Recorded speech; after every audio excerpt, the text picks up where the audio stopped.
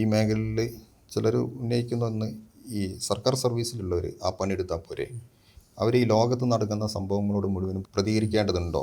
അത് ചോദിക്കാൻ കാരണം, നമ്മളിപ്പം ഈ വെനിസ്വേലയിലെ സംഭവമാവട്ടെ, അല്ലെങ്കിൽ ഇപ്പം ഇറാൻ US പ്രശ്നങ്ങളാവട്ടെ, അല്ല പലസ്തീനിലെ കൂട്ടക്കുരുതി, ഇസ്രായേൽ നടത്തിയ കൂട്ടക്കുരുതി, ഈ വിഷയത്തിലെല്ലാം NGO യൂണിയൻ, FSCTO, KGO ഒക്കെ പ്രതികരിക്കുന്നുണ്ട്. അവർ പ്രതിഷേധ പ്രകടനങ്ങൾ, ആഹ്ലാദ പ്രകടനങ്ങൾ മാത്രമല്ല നടത്തുന്നത്. നിങ്ങൾക്ക് എന്തെങ്കിലും കിട്ടുമ്പോൾ നടത്തുന്ന ആഹ്ലാദ പ്രകടനങ്ങൾ മാത്രമല്ല, നിങ്ങൾ ലോകത്ത് നടക്കുന്ന എല്ലാ സംഭവങ്ങളെ നിരീക്ഷിക്കുകയും പ്രതികരിക്കുകയും ചെയ്യുന്നുണ്ട്. അപ്പം അത് അങ്ങനെ ചെയ്യേണ്ടവരാണോ? അവർ ശരിക്കും ഓഫീസിലിരുന്ന് പണിയെടുക്കേണ്ടവരല്ലേ എന്നുള്ളത്, അത് എനിക്ക് തോന്നുന്നത് നമ്മളെ സമൂഹത്തിൽ ചിലർക്കിടയിൽ രൂപപ്പെട്ടിരുന്ന അരാഷ്ട്രീയ വൽക്കരണത്തിൻ്റെ ഭാഗം കൂടിയാണ്. അല്ലെങ്കിൽ കെറിവ് എന്ന് പറയാം. പ്രതിപക്ഷ സംഘടനകൾക്ക് നിങ്ങൾ ഇത്ര നിലപാട്, അവർക്ക് നിലപാടുകളില്ല. നിങ്ങൾക്ക് എല്ലാത്തിനും കൃത്യം, ഇപ്പം NGO ആവട്ടെ, പിന്നെ KSD ആവട്ടെ, KGO ആവട്ടെ, അതുപോലുള്ള നമ്മുടെ ഇടതുപക്ഷ സർവീസ് സംഘടനകൾക്കൊക്കെ കൃത്യമായ കാര്യങ്ങൾ, എല്ലാ കാര്യങ്ങളും, ലോകത്തെടുക്കുന്ന എല്ലാ സംഭവങ്ങളിലും, നമ്മുടെ നാട്ടിൽ നടക്കുന്ന വിഷയം മുതൽ ലോകത്തിൻ്റെ ഏത് കോണിൽ നടക്കുന്ന സംഭവങ്ങളും നിങ്ങൾക്ക് കൃത്യമായ നിലപാട്, നിങ്ങൾ പഠിക്കുന്നുണ്ട്, നിങ്ങൾ നിലപാട് രൂപപ്പെടുത്തുന്നുണ്ട്, താഴെ തട്ടിലേക്ക് കൊടുക്കുന്നുണ്ട്, ചർച്ച ചെയ്യുന്നുണ്ട്, അതിൽ നിങ്ങൾ പ്രതികരിക്കുന്നുണ്ട്.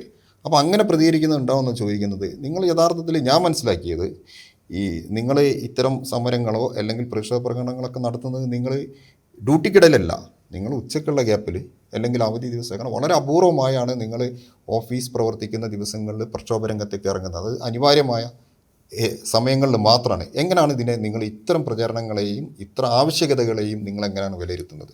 ഞങ്ങൾ അടിസ്ഥാനപരമായി NGO യൂണിയനും FSCTO സംഘടന, KSDA, KGO, FSCTO സംഘടനകളെല്ലാം അടിസ്ഥാനപരമായി തൊഴിലാളി വർഗ രാഷ്ട്രീയം കൈകാര്യം ചെയ്യുന്നവരാണ്.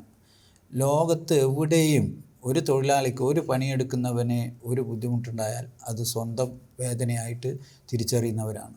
അതുകൊണ്ട് ലോകത്ത് നടക്കുന്ന എല്ലാറ്റിനോടും പണിയെടുക്കുന്നവൻ്റെ പ്രശ്നങ്ങളോട് അഡ്രസ്സ് ചെയ്തുകൊണ്ട് തന്നെയാണ് അങ്ങനെ പോകാൻ സാധിക്കുകയുള്ളൂ. ഇപ്പോൾ നേരത്തെയൊക്കെ പലരും ഞങ്ങളുടെ ഇത് പറഞ്ഞിട്ട് ഇങ്ങനെ പരിഹസിച്ചിരുന്നു, നാട്ടിൽ നടക്കുന്ന എല്ലാ മഴയ്ക്കും നിങ്ങൾ കുടപിടിക്കണോ എന്ന് ചോദിക്കുന്നത്. പക്ഷേ ഇപ്പോൾ എല്ലാവർക്കും അനുഭവത്തിലായി എന്ന് പറഞ്ഞാൽ, അമേരിക്കയിൽ ഒരു ഭരണാധികാരി മാറുമ്പോൾ ആദ്യത്തെ ഫ്ലൈറ്റ് വന്നത് ഇന്ത്യയിലേക്കാണ്, കൈയും കാലും കെട്ടിയിട്ടിട്ട്. അതിൽ ഒരു കേരളീയനും ഉണ്ടാവും. അതുപോലെ താരിഫ്, അമേരിക്കൻ പ്രസിഡന്റ് മാറിയപ്പോൾ താരിഫ് വർദ്ധിപ്പിച്ചപ്പോൾ കേരളത്തിലെ ഒരു കർഷകനാണ് കഷ്ടപ്പെടുന്നത്. അത് ഇന്ന് നേരെ ആ സ്പോട്ടിലാണ് അതിൻ്റെ അനുഭവം ഉണ്ടാകും. റഷ്യ ഉക്രൈൻ യുദ്ധം ഉണ്ടായപ്പോൾ, ആ യുദ്ധം തുടങ്ങുമ്പോൾ കേരളത്തിലേക്കാണ് നിരവധി ഫ്ലൈറ്റുകൾ, നമ്മുടെ കുട്ടികളാണ് തിരിച്ചു വന്നത്. അതിൽ കുറേ ജീവനക്കാരുടെ മക്കളുമുണ്ട്, എല്ലാവരും ഉണ്ട്. അവരുടെയൊക്കെ ജീവിതത്തെ ബാധിക്കുന്നു. ലോകത്ത് ഇന്ന് എവിടെ നടന്നാലും അതൊക്കെ അനുദിനം നമ്മുടെ ജീവിതത്തെയും ബാധിക്കും.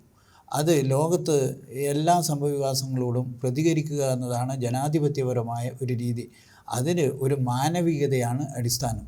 പാലസ്തീനിൽ ഒരു കുട്ടിക്ക് മുറിവേൽക്കുമ്പോൾ അത് എൻ്റെ കുട്ടിയാണ് എന്ന് തോന്നുന്നുണ്ടെങ്കിൽ അത് മാനവികതയാണ്. അല്ലാതെ അത് എന്തോ നടന്നോട്ടെ എന്നതല്ല, എനിക്കെത്ര കിട്ടും എന്നതല്ല നമ്മുടെ അടിസ്ഥാനം. അതുപോലെ തന്നെ ഇത് പ്രവൃത്തി സമയങ്ങളിൽ ഞങ്ങൾ വളരെ കൃത്യമായിട്ട് തീരുമാനം എടുത്തതാണ്. ഉച്ച സമയങ്ങളിലാണ്, ലഞ്ച് അവർ ഡെമോൺസ്ട്രേഷനാണ് പലപ്പോഴും, ഇല്ലെങ്കിൽ 5 മണിക്ക് ശേഷമുള്ള പരിപാടികളാണ്. പിന്നെ ജീവനക്കാരെ നേരിട്ട് ബാധിക്കുന്ന ജീവനക്കാരുടെ പ്രശ്നങ്ങളാണ് ചിലപ്പോൾ ഞങ്ങൾ ഓഫീസ് സമയത്ത് ക്യാമ്പയിൻ ചെയ്യുന്നതും. അതിനും ഞങ്ങൾ കാര്യക്ഷമതയെ, ഓഫീസ് പ്രവർത്തനത്തെ ബുദ്ധിമുട്ടിക്കാതെ അധിക സമയം ജോലി ചെയ്ത് പരിഹരിക്കണമെന്ന നിലപാട് തന്നെയാണ് ഞങ്ങൾ എടുത്തു പോകുന്നത്.